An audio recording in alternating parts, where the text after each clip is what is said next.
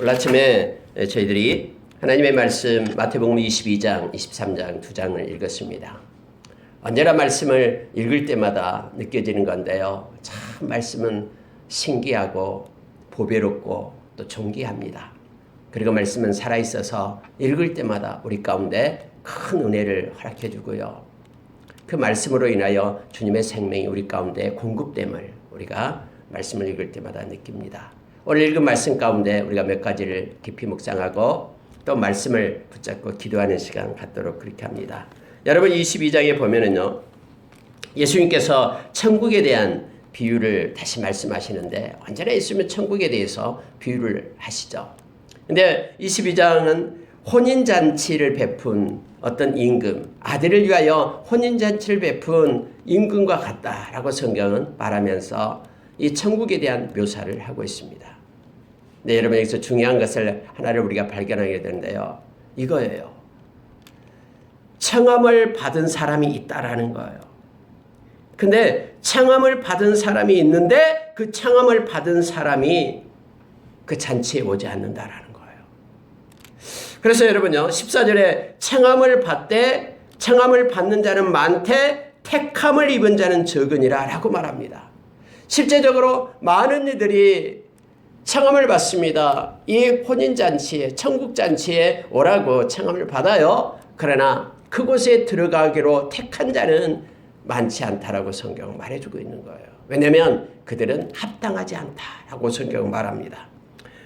자, 8절을 보니까 이렇게 됩니다. 이에 종들에게 이르되 혼인잔치는 준비되었으나 청한 사람들은 합당하지 아니하니. 그래서 그곳에 들어와서 택함을 받은 자는 적다라는 것을 성경은 말합니다.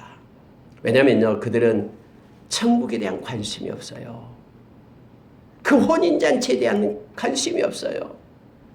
이미 청함을 받은 사람들, 그들은요, 여기에 대한 관심이 없어요. 성경이 얘기하고 있잖아요. 그래서 여러분요, 천국에 대해서, 하나님의 나라에 대해서 관심이 없는 이들은요, 가치를 부여하지 않는 이들은 그곳에 갈 수가 없는 거예요. 오늘 이 비유를 예수님께서 말씀하시고 이게 천국이다라고 말씀하는 거예요. 여러분, 천국의 그 아들의 혼인잔치를 준비하는 이는 다음에 여러분 말씀을 해줍니다마는 바로 하나님이시죠. 어린 양의 혼인잔치, 우리가 잘 아는 요한계시록 19장에 나오고 있잖아요. 근데요, 정성스럽게 그 잔치를 준비합니다. 천국잔치예요. 왜냐하면 오늘 성경에 보면은 이렇게 성경이 말하고 있습니다.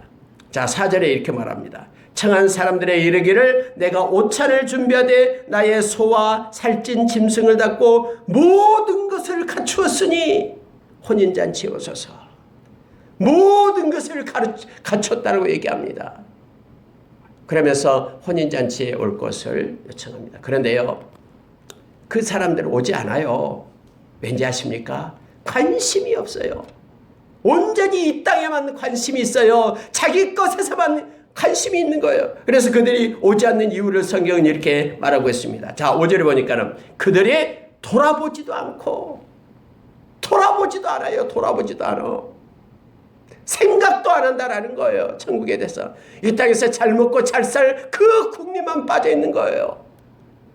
또 하나는요, 자기 밭으로 간다라고 얘기합니다.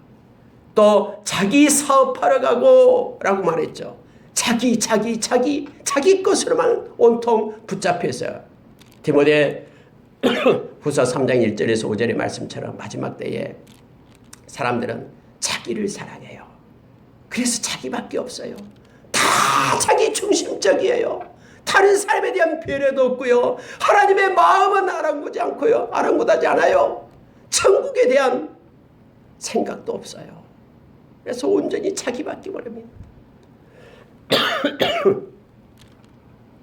그래서 자기한테 조금만 뭐 하면은 서운하다고 얘기해요. 그 사람은 나한테 왜 이렇게 인사하지? 그 사람은 나한테 왜 이렇게 홀대하지? 다 자기 위주로 모든 것을 생각합니다.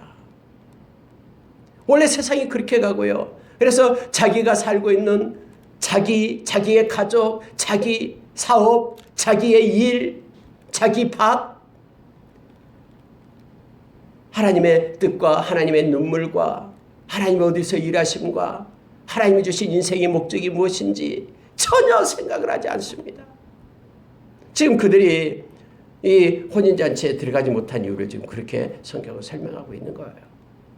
성경은 말합니다. 그래도 다시 한번 종들을 보내가지고 다시 오라고 얘기합니다. 근데 이제는요, 화까지 냅니다. 예이 하면서 그들을 죽여버려요. 모욕하고 죽였다라고 얘기합니다. 이걸 보고 있을 때 종들을 보낸 그 주인이 와서 성경은 임금이라고 표현합니다.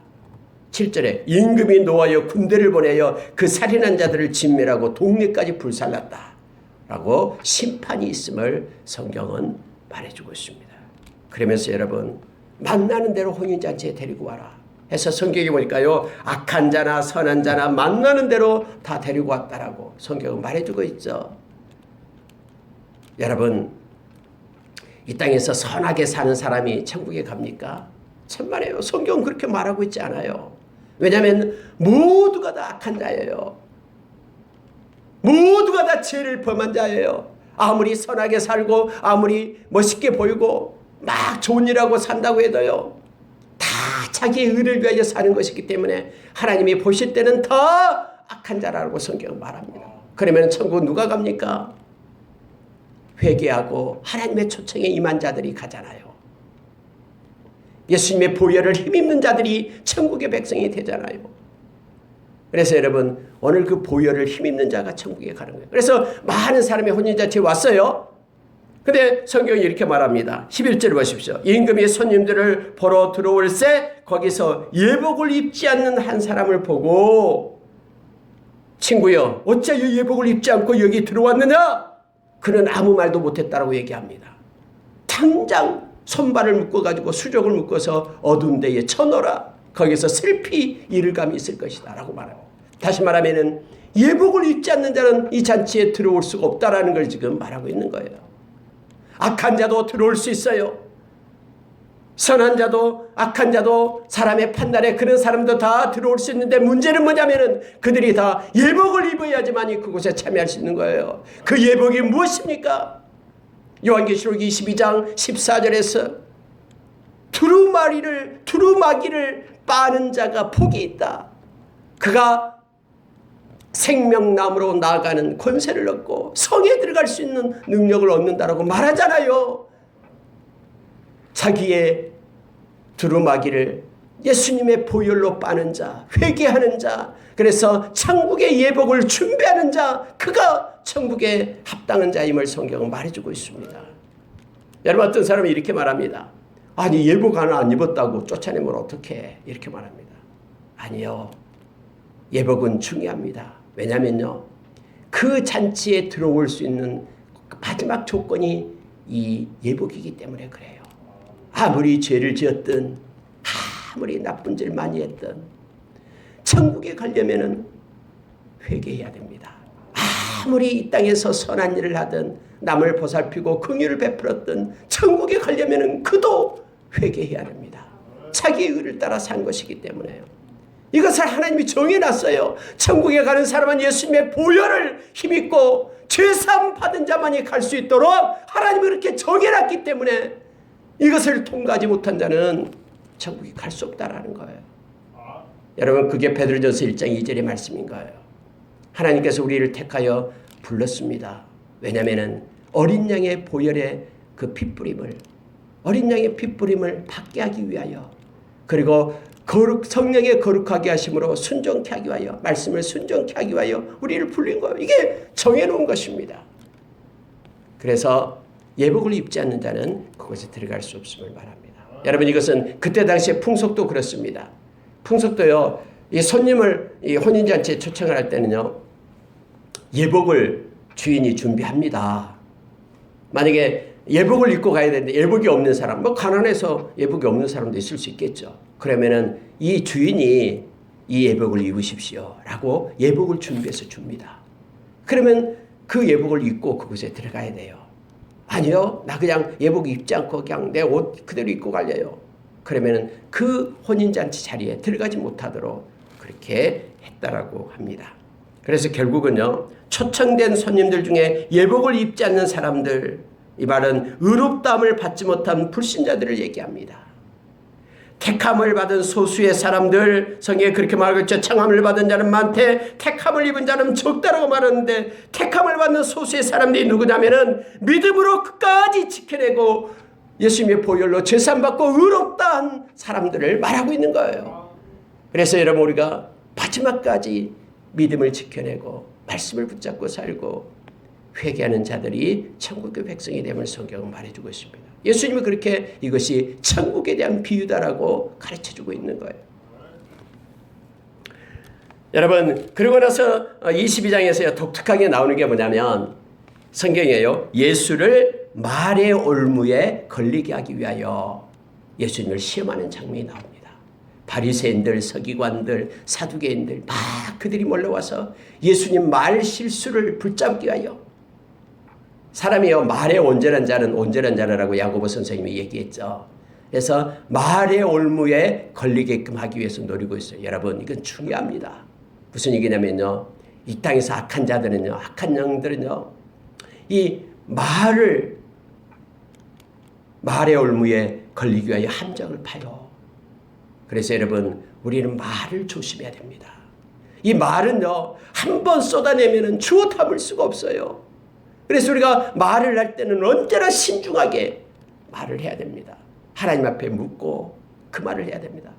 막 성질 나는 대로 말을 쏟아내서는 안 돼요. 성경에서도 우리에게 가르쳐주고 있는 것일 겁니다. 그래서 말을 할 때는 절대로 거짓말하지 말라 말하고 있잖아요. 말을 할 때는 은혜의 말을 하라라고 성경은 에베소서에서 3장에서 우리에게 가르쳐주고 있잖아요. 3장 4장에서요. 여러분, 오늘 그들이요, 예수님이 말꼬리 잡으려고 말의 함정을 파고 있어요. 말의 올무가 되게 하려고. 히트전 좀 꺼주십시오. 말의 올무 속에 빠지게 하려고 하는 거예요. 오늘날도 동일해요.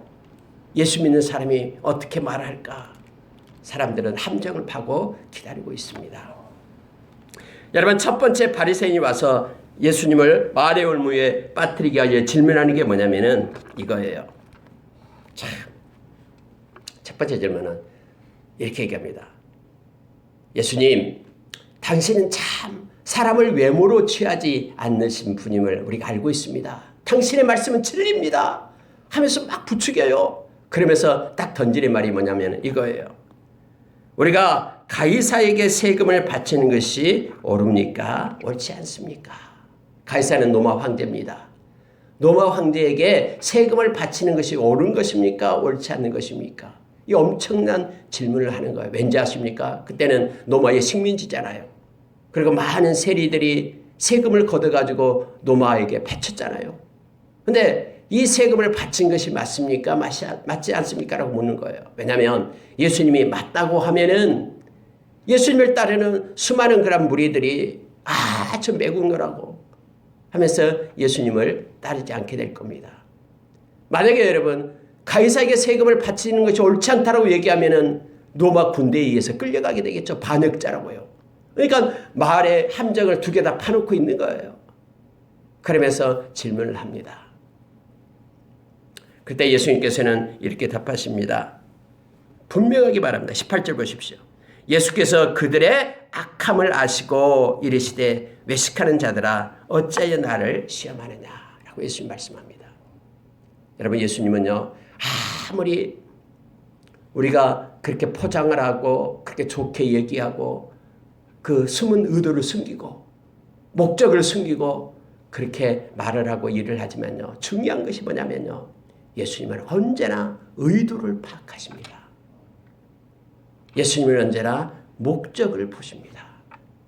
우리가 행하는 모든 일들, 그것에 대한 의도가 뭔지, 목적이 뭔지, 그것이 성공하고 실패하는 것은 두 번째 문제예요. 그렇게 예수님 앞에는 중요하지 않아요. 성경의 곳곳에서 그걸 증명해 주고 있어요. 그러나 무슨 의도로 그런 일을 하는지, 무슨 목적을 가지고 그 일을 삶 가운데 하고 있는지, 이것을 주님은 보고 계세요.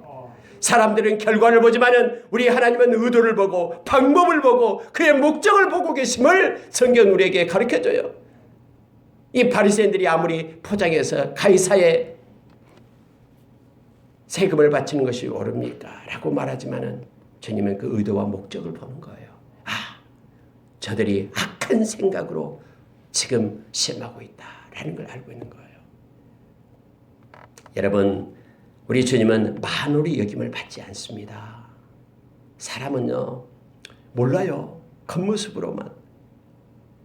그러나 우리 주님은 다 심중의 의도와 목적을 다 보고 계시기 때문에 우리 주님은 그걸 보시고 우리 주님은 복을 주시고 또 그걸 가지고 우리 주님은 함께함을 우리에게 가르쳐 줍니다. 여러분, 그러면서요 이렇게 말합니다. 동전을 가지고 와 보라라고 일합니다. 한 데나리온 하나를 가지고 오게 합니다. 보이면서 이것이 누구의 형상이냐? 가이사의 형상인데요. 가이사의 건 가이사에게 바치라. 그리고 하나님의 것은 하나님께 바치라 라고 말하는 거예요.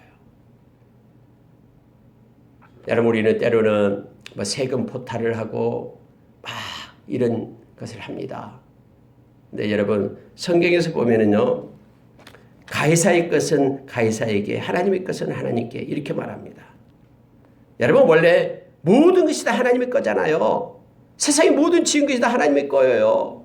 근데 마치 이 사람들은요, 그것이 자기가 만든 것이냐, 그것을 팔아먹고 막 그렇게 하죠. 다 하나님 거예요. 근본적으로요. 근데 여러분, 왜 가이사의 것, 하나님 것을 이렇게 나눠서 말하냐면요, 하나님이 자신의 것들 중에서, 그러니까 하나님은 자신의 것 중에서 어떤 것은 사람에게 그렇게 위탁합니다. 그것들 중에 하나가 뭐냐면 이 권세라는 거예요. 그래서 여러분, 하나님께서는 가이사에게 그 권세를 줘서 사회 질서를 유지하고 악인을 징벌하고 가난한 자를 보호하고 이러한 정부의 책임을 성실히 감당할 것을 하나님은 원하고 있는 거예요. 그래서 그들에게 세금을 거둘 거란 권세까지도 준 것이죠. 이것을 가이사의 것이라고 얘기하는 거예요. 오늘날에도 여러분, 어떤 사람은 이 정부에 대해서 반대하는 이들이 있어요. 그렇지 않습니다. 왜냐하면 예수님께서 그랬거든요. 만약에 여러분, 예수님께서 그때 당시 와서요, 충분히 이 식민지였던 유다를 갖다 해방시킬 수 있는 능력이 다 있었어요. 많은 이들은 또 그걸 원했고요. 정치적인 메시아를 원했잖아요. 그러나 주님은 그 일을 하지 않았습니다. 가이사의 것을 가이사에게 바치라라고 얘기하는 거예요. 왜냐하면 가이사가 이 땅에서 권세가 있는데 그 권세도 하나님이 주셨다라는 거예요. 우리는 빌라도 앞에 선 그 예수님에 대해서 잘 알잖아요. 빌라도가 그렇게 말하잖아요. 내가 너를 죽일 권세도 있고 살릴 권세도 있다. 그러니까 예수님께서 말하죠. 하나님께서 주시지 않았다면 그 권세가 너에게는 없다라고 얘기하는 거예요.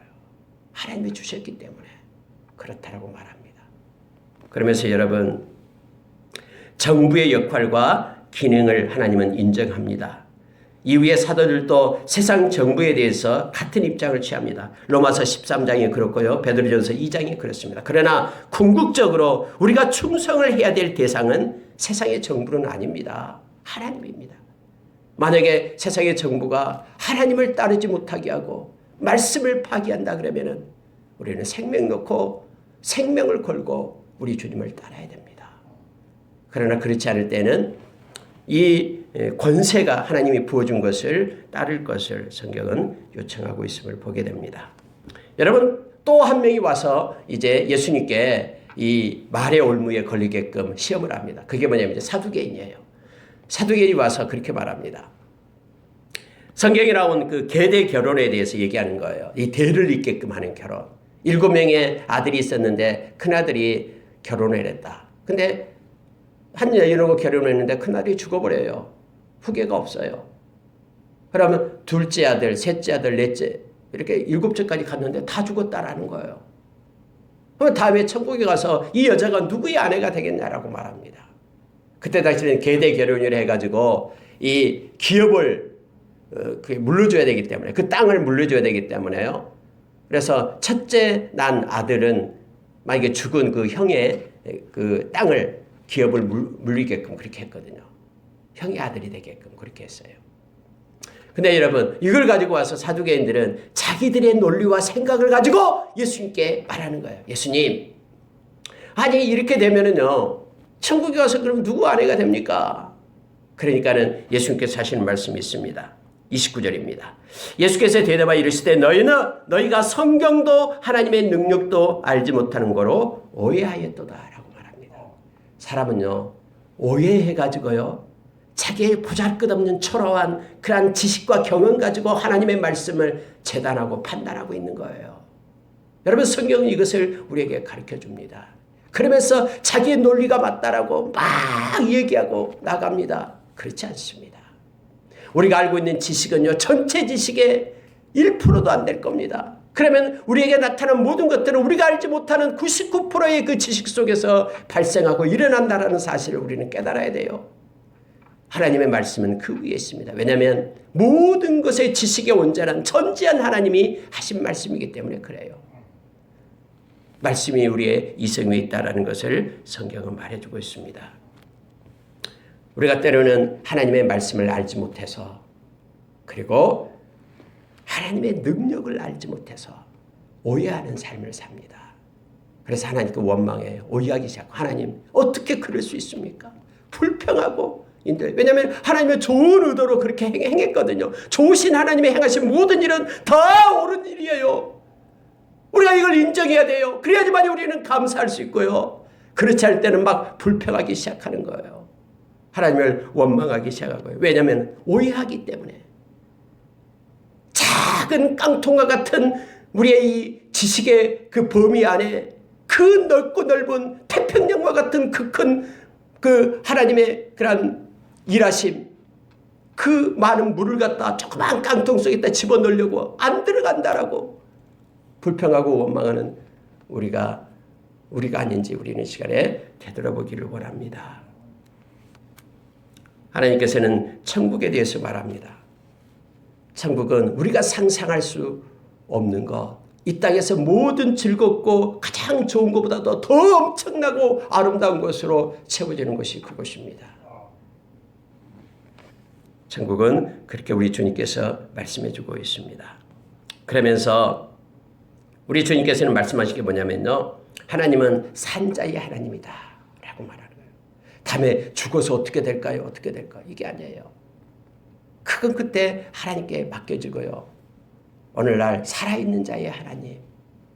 그래서 하나님은 우리와 끝까지 동행하시는 그 하나님이심을 우리가 기억하기를 원합니다. 뿐만 아니라 주님은, 하나님께서는 살아계셔요. 이 살아계심을 우리가 믿어야 됩니다. 그래서 아무도 없다고 해도 지금 주님은 이곳에 영으로 함께 하시고 계십니다. 그래서 우리가 하나님 앞에 정직한 자로, 하나님께서 의지하기 때문에 마음의 평강을 가진 자로 우리가 매일매일 살아야 됨을 알게 합니다. 또 한 번 와서 이제 말의 올무에 걸리게 하기 위해서 또 바리새인이 또 옵니다. 사두개인이 예수님한테 깨져서 우리가 가서 다시 시험해보자 하면서 말한 게 뭐냐면 이제 말씀을 가지고 시험을 하는 거예요. 예수님, 말씀 중에서 어느 것이 가장 큰 계명입니까? 예수님은 어떻게 생각합니까? 하면서 말씀에 대해서 시험을 합니다. 예수님은 그에게 답합니다. 36절 보십시오. 선생님, 율법 중에서 어느 계명이 크니까? 예수님께서 말씀합니다. 내 마음을 다하고 목숨을 다하고 뜻을 다하여 주 너의 하나님을 사랑하라 하셨으니 이것이 크고 첫째 되는 계명이요. 둘째도 그와 같으니 내 이웃을 내 자신같이 사랑하라 하셨으니 이 두 계명이 온 율법과 선지자의 강령이니라 라고 예수님께서 정리를 해줍니다. 구약의 모든 말씀을 정리하는데 십계명도 이것에 정리해서 나오죠. 하나님을 사랑하라, 그리고 이웃을 사랑하라, 이 두 가지를 말하고 있는 거예요. 또한 우리 주님은 다음에 십자가에 못 박히기 전에 서로 사랑하라 라는 새 계명을 주시죠. 이 서로 사랑하라 라는 말은요, 예수 믿는 사람들을 얘기합니다. 예수 믿는 사람들이 서로 사랑할 것을 말해주고 있는 거예요. 그러면서 여러분, 마음을 다하고 목숨을 다하고 뜻을 다하여 온전히 하나님을 사랑하라, 이것이 첫째 계명이다라고 얘기합니다. 여러분, 중요한 게 있습니다. 이 첫째 계명을, 첫째 되는 것을 먼저 해야 됩니다. 이게 중요해요. 다시 말하면 하나님에 대한 사랑이 없이는 이웃에 대한 사랑도 할 수 없다라는 것을 지금 말하고 있는 거예요. 많은 이들은요, 세상은 뭘 요구하냐면요, 세상은 하나님에 대한 사랑을 요구하는 것이 아니라 이웃에 대한 사랑을 요구하는 거예요. 그래서 뭔가를 가난한 사람 섬기고 베풀고 이걸 먼저 원하는 거예요. 그러나 이것이 원할 때, 이것이 먼저 될 때는요, 세상은 점점점 더 악해갑니다. 하나님의 사랑이 먼저 될 때는 세상은 점점점 더 새롭게 되고 회복되는 거예요. 우리는 하나님에 대한 사랑이 먼저입니다. 그 사랑이 동력이 되어 형제를 사랑하고 친구를 사랑하고 이웃을 사랑해야 됨을 성경은 말해주고 있습니다. 사랑하되 거짓 사랑이 아닌 진실된 사랑, 온전한 사랑을 요청하고 있음을 보게 됩니다. 그러면서 예수님께도 한마디를 묻습니다. 그들이 예수님한테서 말의 올무에 걸리기 위해서 막 이렇게 묻는데요. 예수님도 그들에게 뭘 묻냐면 이거예요.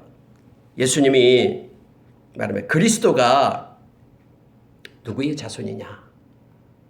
그러니까 다윗의 자손이죠. 그러면은 다윗이 시편 110편에서 1절에서 이렇게 말했는데 주께서 내 주께 이르시되 내가 내 원수를 내 발 아래 둘 때까지 내 우편에 앉아 있으라 하셨도다.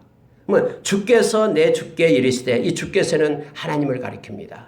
내 주께는 그리스도를 가리켜요. 주께서 내 주께 이르시되 내가 하나님이 네 원수를 저 그리스도의 원수를 네 발 아래 둘 때까지 내 우편 하나님 우편에 앉아 있으라 하셨다. 그러면은 다윗이 그리스도를 주라 칭하였는데 어찌 그의 자손이 되겠느냐? 자손한테 주님이라고 부를 수 있느냐? 이걸 질문을 하는 거예요. 그들의 질문에 대해서 예수님께서 다 대답을 하셨죠. 근데 그들은 아무도 대답을 못합니다.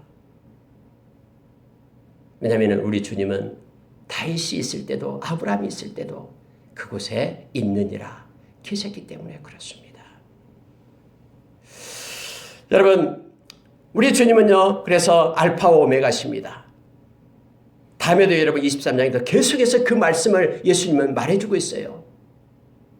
예수님이 처음부터 계셨다라고. 내가 선지자를 너희에게 파송했다라고.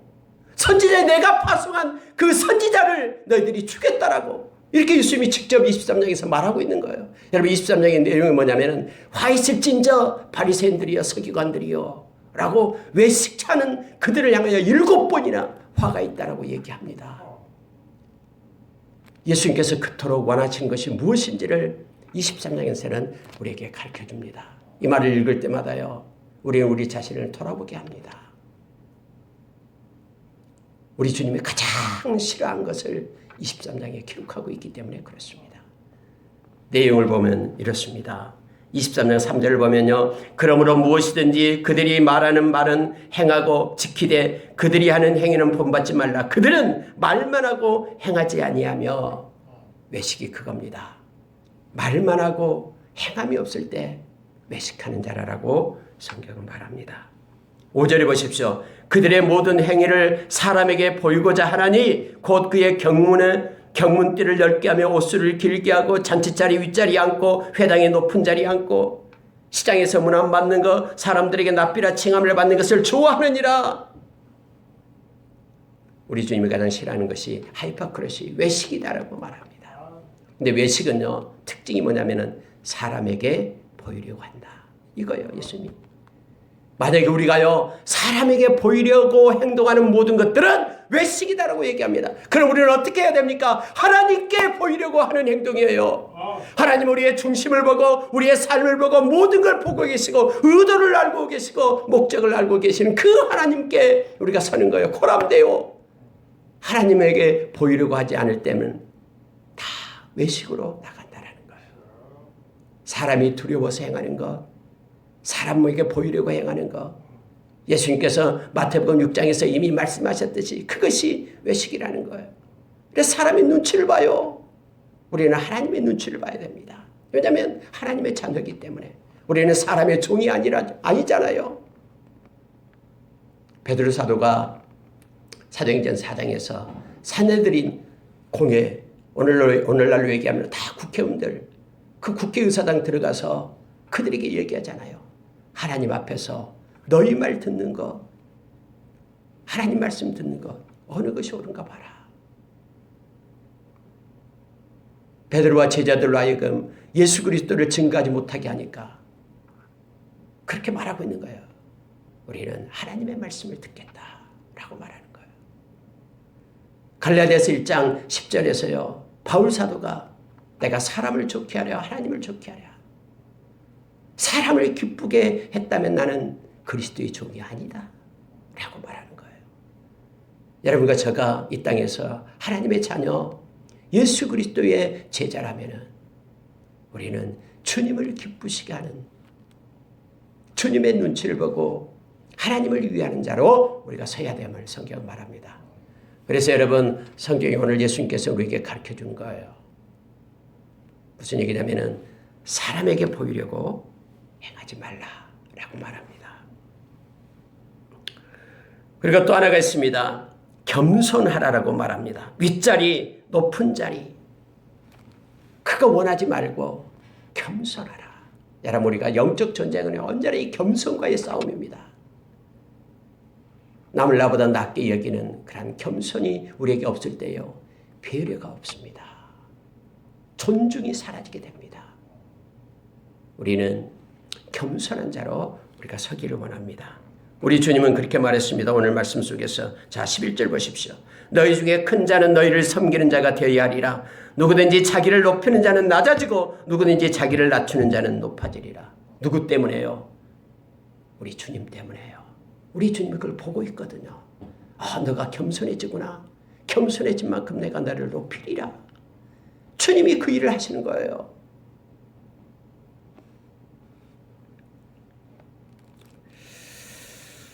(13절에) 보시기 바랍니다. 화 있을진저 외식하는 서기관과 바리새인들이여 너희는 천국문을 사람들 앞에서 닫고 너희도 들어가지 않고 들어가라는 자도 들어가지 못하게 하는도다. 여러분 실족해 하는 자 화 있다라고 얘기했잖아요. 연자 맷돌을 목에 대고 바다에 빠뜨리는 것이 더 낫다라고 성경이 말해주고 있잖아요. 천국에 들어가지 못하도록 막고 있는 거예요. 다른 사람을. 이게 외식하고 화 있는 자임을 성경은 우리에게 말해주고 있습니다. 23절로 가겠습니다. 화 있을진저 외식하는 서기관들과 바리새인들이여 너희가 박하와 회양과 근처의 11조는 들이되 율법에 더 중한 바 정의와 긍휼과 믿음은 버렸도다. 그러나 이것도 행하고 저것도 버리지 말아야 할지니라 하면서 예수님은 가르치는데요. 형식적으로 11조를 들이대 형식적으로 드리지 말라라는 거예요. 왜냐하면 이 바리새인들은 이때 당시에 11조를 드림으로 이것이 자기의 자랑이었거든요. 내가 이렇게 11조를 했다라고. 그런데요. 하나님께서 지금 말씀하고 있는 것이 뭐냐면은 그 중심을 말하고 있는 거예요. 마음에 뭡니까? 율법에 더 중요한 것이 있단다 라고 가르친 게 뭐냐면은 정의, 긍휼, 믿음을 얘기합니다. 옛날 성경에는 의와 인과 신이다라고 얘기했죠.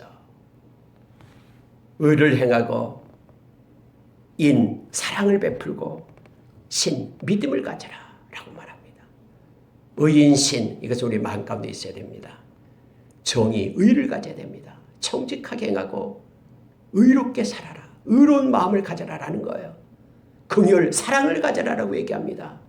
그리고 믿음으로 드려라라고 얘기합니다. 하나님께 드릴 때도 이 세 가지가 언제나 우리 가운데 있어야 됩니다. 이것도 행하고 저것도 버리지 말아야 할지니라 하면서 우리 하나님께 이러한 마음을 가지고 드려야 합니다. 하나님께서 드려지는 것은요. 하나님의 겉모습만 안 봐요. 우리의 중심을 보시기 때문에 그렇습니다.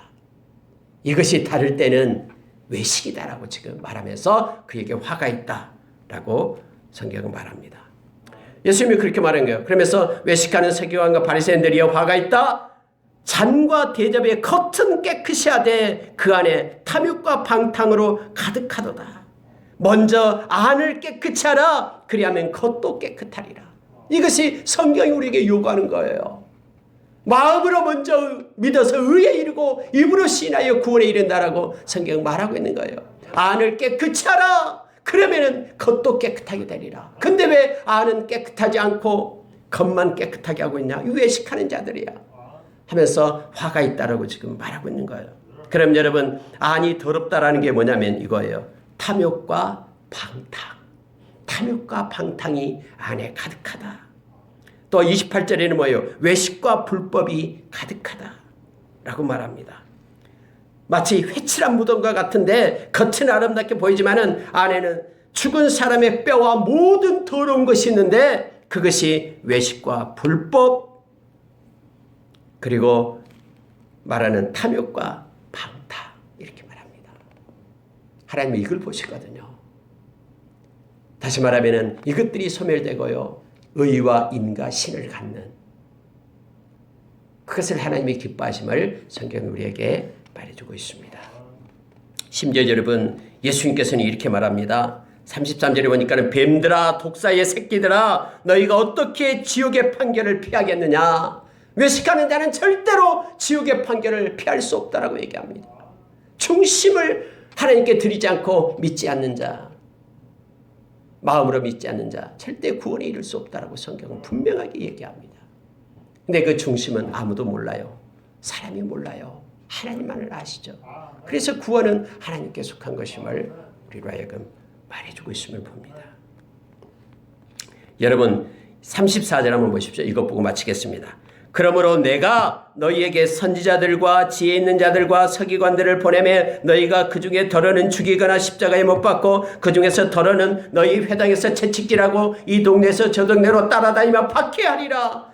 그러므로 의인 아벨의 피로부터 성전과 제단 사이에서 너희가 죽인 바라가의 아들 사가랴의 피까지 땅 위에서 흘린 의로운 피가 다 너희에게로 돌아가리라. 성경 말하는 거예요. 여러분 성경에서요 내가 너희에게 선지자들을 보냈다라고 얘기합니다. 예수님께서 구약의 선지자들을 다 보냈대요. 예수님이 그렇게 선포하고 있는 거예요. 그래서 너희들이 의인 아벨의 피로부터 말합니다. 최초의 그런 죽음을 당한 아벨 그리고 여기서 사가랴는요 성경에서 보면 역대하의 24장에 나오죠. 마지막에 그 역사상 죽었던 역대하에서 역사서에서 나타나는 그 순교자 그 피까지 다 너희가 받게 될 것이다 하면서 지금 성경은 말하고 있습니다. 여러분 32절에 보니까 너희가 너희 조상의 분량을 채우라 이렇게 되어 있어요. 우리가 요한계시록에도 봅니다마는 선교자들은 그 분량이 정해져 있음을 말합니다. 그리고 그 분량을 이제 채우게 됨을 성경은 우리에게 말해주고 있죠. 내가 너희를 모으려고 했다. 회복시키려고 했다. 근데 너희들이 다 원하지 않았다. 내가 내 자녀를 모으려고 한 일이 몇 번이더냐. 그러나 너희가 원하지 아니하였다. 그래서 너희의 집이 황폐하게 될 거다. 라고 예수님께서는 23장 마지막에 그렇게 말하면서 23장을 마치게끔 그렇게 합니다. 여러분 오늘 22장 23장에서는 우리가 어떤 모습으로 살아야 될 것인가 하나님이 기뻐하는 것이 무엇인가를 우리에게 가르쳐줍니다. 특히 말은 악한 사탄은요 우리의 말을 들으면서 말의 올무에 빠지게끔 지금도 함정을 팝니다.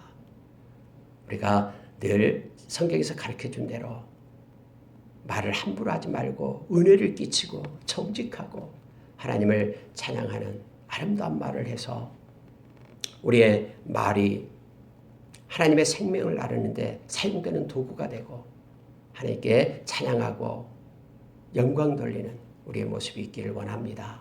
그리고 절대로 우리가 외식하지 말고 겸손하게 우리 주님과 동행하는 우리가 되기를 원합니다. 함께 기도하겠습니다.